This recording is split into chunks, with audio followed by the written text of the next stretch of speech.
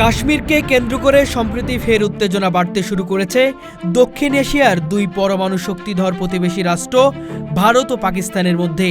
এই উত্তেজনার জেরে দুই দেশই আবারও একে অপরের জন্য নিজেদের আকাশসীমা ব্যবহারে নিষেধাজ্ঞা জারি করেছে এবং পূর্বঘোষিত নিষেধাজ্ঞার মেয়াদ সম্প্রসারণ করছে। পাকিস্তানের বেসামরিক বিমান চলাচল কর্তৃপক্ষ জানিয়েছে, ভারতের নিবন্ধিত, পরিচালিত, মালিকানাধীন অথবা ভাড়ায় দেওয়া সব ধরনের বিমান সামরিক ও বেসামরিক পাকিস্তানের আকাশসীমায় ব্যবহার করতে পারবে না।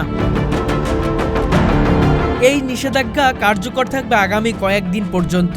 এর অর্থ একই মাসে বেশি সময় ধরে পাকিস্তানের আকাশসীমা ব্যবহারে ভারতের সকল ধরনের ফ্লাইটের জন্য সম্পূর্ণ বন্ধ থাকবে।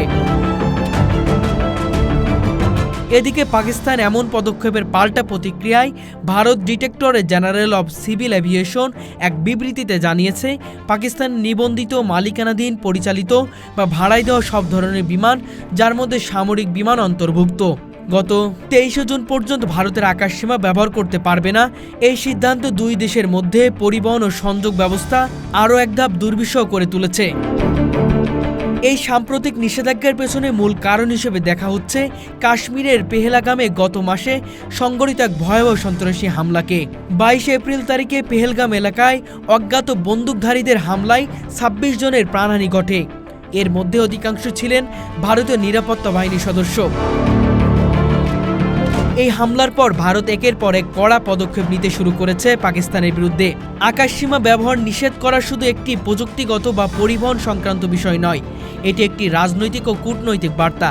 বিশেষ করে যখন এই সিদ্ধান্ত নেওয়া হয় সামরিক ও বেসামরিক উভয় ধরনের বিমানের ক্ষেত্রে, তখন তা স্পষ্ট দুই দেশের মধ্যকার সম্পর্কের চরম অবনতির ইঙ্গিত দেয়।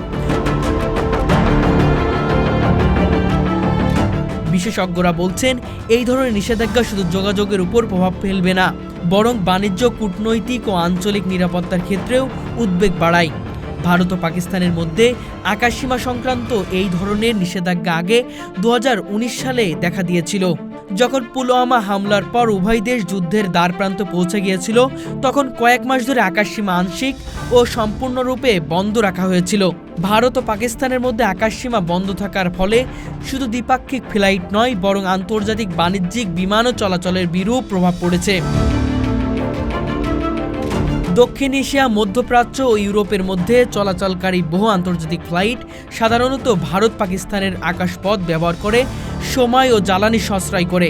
এখন এই আকাশপথ এড়িয়ে ঘুরপথে চলতে বাধা হওয়ায় ফ্লাইটের সময় বাড়বে এবং টিকিটের দামের উপরও প্রভাব পড়তে পারে। বিমান সংস্থাগুলোকে পুনরায় রুট পরিকল্পনা করতে হচ্ছে, যা যাত্রীদের জন্য ভোগান্তি বাড়িয়েছে, তেমনি ব্যয়ও বেড়েছে।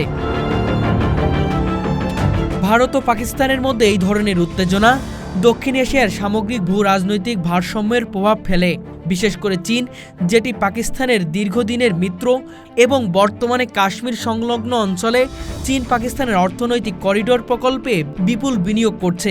তাদের দৃষ্টি এই অঞ্চলের উপর নিবদ্ধ রয়েছে। চিকিৎসার জন্য ভারতগামী অনেক পাকিস্তানি নাগরিক এখন যাত্রা করতে পারছে না।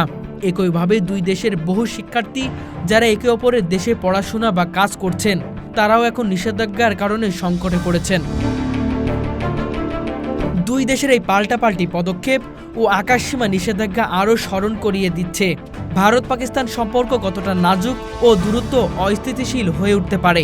সীমান্তের উপর থেকে আসা একটি হামলা কিভাবে আঞ্চলিক নিরাপত্তা, বাণিজ্য ও যোগাযোগ ব্যবস্থাকে পুরোপুরি স্তব্ধ করে দিতে পারে, তার একটি জীবন্ত উদাহরণ হয়ে দাঁড়িয়েছে এই পরিস্থিতি। বিশেষজ্ঞরা বলছেন, এই টানাপোড়া যত দূরত্ব আলোচনার মাধ্যমে সমাধানের পথে না নেওয়া যাবে, ততই আঞ্চলিক শান্তি ও নিরাপত্তা হুমকির মুখে পড়বে। এখন সময় এসেছে দুই দেশের নেতৃত্ব আরও দায়িত্বশীল আচরণ করবে এবং সংলাপের মাধ্যমে উত্তেজনা হ্রাসে বাস্তব উদ্যোগ নেবে।